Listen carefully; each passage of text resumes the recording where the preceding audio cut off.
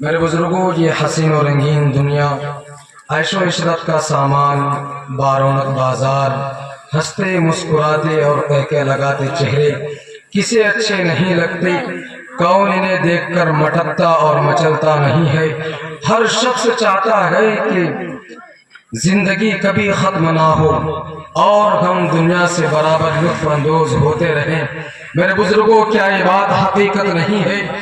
یہ ساری چیزیں فانی ہیں، سب ایک دن ختم ہو جانے والی ہیں۔ ہم روزانہ دیکھتے ہیں کہ دنیا تغیر و تبدل کی آماج گاہ ہے۔ ہر آن ہر وقت یہاں تبدیلیاں ہوتی رہتی ہیں۔ بچہ جوان ہوتا ہے، جوان بوڑھا ہوتا ہے اور ایک دن دنیا سے چلا جاتا ہے۔ جس طرح پودے اگتے ہیں اور بڑھتے ہیں، اپنے شباب کو پہنچتے ہیں، پھر مرجھا کر سوکھ کر ختم ہو جاتے ہیں۔ میرے بزرگوں، ہماری زندگی بھی اسی طرح ہے۔ امام غزالی رحمہ اللہ اچھے انداز میں بات سمجھائی ہے۔ ایک آدمی جنگل میں جا رہا تھا، اس کے پیچھے شیر بھاگا اور وہ آدمی ڈر رہا تھا کہ کہیں شیر نہ کھا جائے۔ اسے اچانک جنگل میں کنواں نظر آیا اور اس میں وہ چھلانگ لگانے کا سوچا، شیر چلا جائے گا پھر میں نکل باہر آؤں گا۔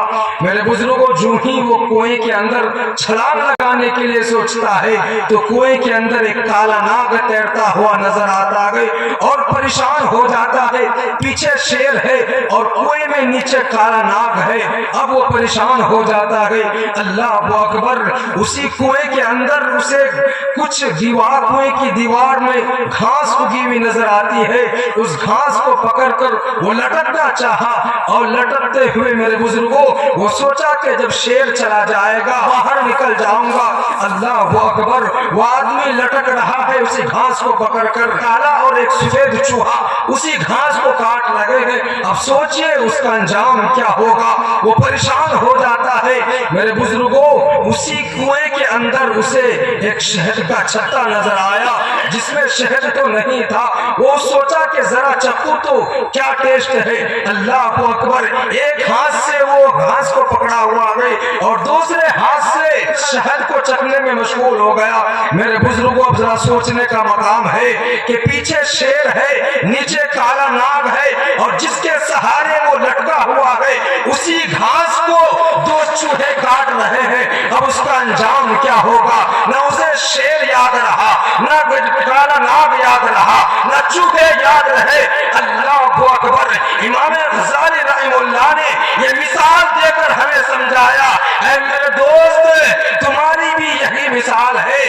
یہ کم ملک الموت تمہارے پیچھے اس شیر کے مانند کھڑا ہے اور یہ نیچے جو کالا ناگ ہے یہ قبر کا عذاب تمہارا انتظار کر رہا ہے اور یہ سفید اور کالا چوہا جو ہے یہ تمہاری زندگی کے دن اور رات ہے اور وہ جو گھاس ہے نا وہ تمہاری زندگی ہے جس کو چوہے کاٹ رہے ہیں اور یہ جو شہد کا چھتا ہے یہ دنیا کی لذتیں ہیں۔ اللہ اکبر!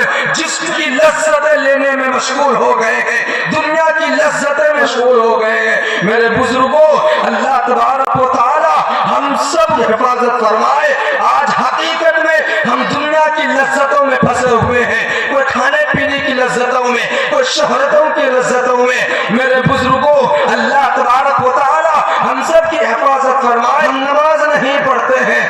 آپ کو واقعہ بتاتا چلوں، آپ نے شیخ عبد القادر جیلانی رحمہ اللہ کا نام تو سنا ہوگا۔ حضرت شیخ عبد القادر جیلانی رحمہ اللہ کے پاس ایک شخص آیا اور عرض کیا، حضرت میں کماتا ہوں لیکن میرے گھر میں برکت نہیں رکتی ہے۔ اللہ اکبر!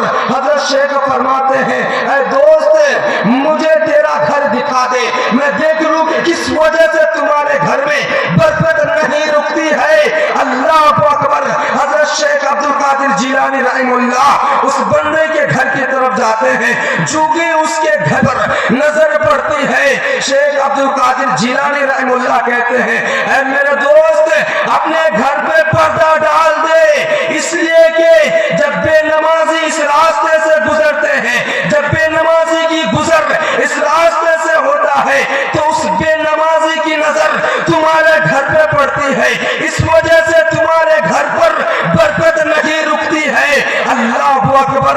میرے بزرگوں، को सोचने का मकाम है। अगर एक बेनमाजी की नजर किसी के घर पे पड़ जाए, उस घर से बरकत चली जाती है। तो जिस घर में बाप बेनमाजी हो, जिस घर में बीवी बेनमाजी हो, जिस घर में बालिग बच्चे बेनमाजी हो, जिस घर में बालिग बच्ची बेनमाजी हो, मेरे बुजुर्गों बताओ क्या उस घर में बरकत आ सकती है? क्या मेरे बुजुर्गों कभी नहीं आ सकती है। एक मर्तबा एक शख्स कब्रिस्तान जाता है, फातिहा पढ़ता है, दुरूद पढ़ता है, उसे कश्फ हो जाता है, किसी कब्र से कुरान पढ़ने की आवाज आती है, अल्लाह अकबर। वो शख्स उस कब्र के करीब पहुंचता है और पूछता है, ऐ मेरे दोस्त, तेरा इंतकाल हो गया है, अब तू कुरान की तिलावत क्यों कर रहा है? जवाब आता है, ऐ मेरे भाई, मेरा इंतकाल हो गया, हिसाब व किताब हुआ, फरिश्ते ने कहा तू कामयाब हो गया, अब तुझे आराम की नींद दे देता हूँ, सो जा। अल्लाह अकबर। वो कहता है मुझे सोना नहीं है, मुझे कुरान मुहैया कर दिया जाए। अल्लाह अकबर। फरिश्ते अल्लाह से कहते हैं, अल्लाह तेरा एक बंदा है, कुरान तो मांग रहा है। मेरे बुजुर्गों, अल्लाह ने कुरान मुहैया कर दिया। उसके बाद जो बाहर शख्स खड़ा था, उसने पूछा, मेरे भाई ये बता दे कि जब से तेरा इंतकाल हुआ है, आज तक तूने कुरान को कितने बार पढ़ के खत्म किया है? अल्लाह अकबर। अंदर से जवाब आता है, ऐ मेरे दोस्त, जब से मेरा इंतकाल हुआ है, आज तक मैंने कुरान को 10,000 बार पढ़ के खत्म कर दिया है। जो बाहर शख्स खड़ा था वो कहा, सुभान अल्लाह, अल्लाह अकबर।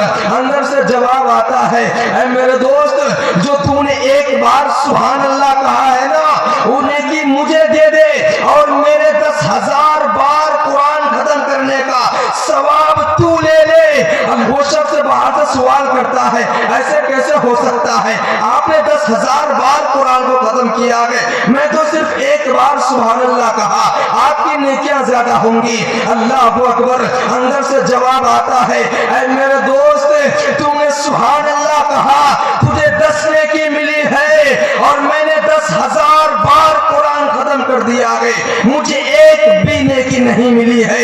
ये तो टाइम पास के लिए है। इसलिए मेरे बुजुर्गों, अल्लाह ने दो हाथ दिए, लंगड़ा नहीं बनाया, बहरा नहीं बनाया, अंधा नहीं बनाया। अल्लाह ने ये जिंदगी जो दी है, इसे अल्लाह और रसूल की इताअत पे गुजार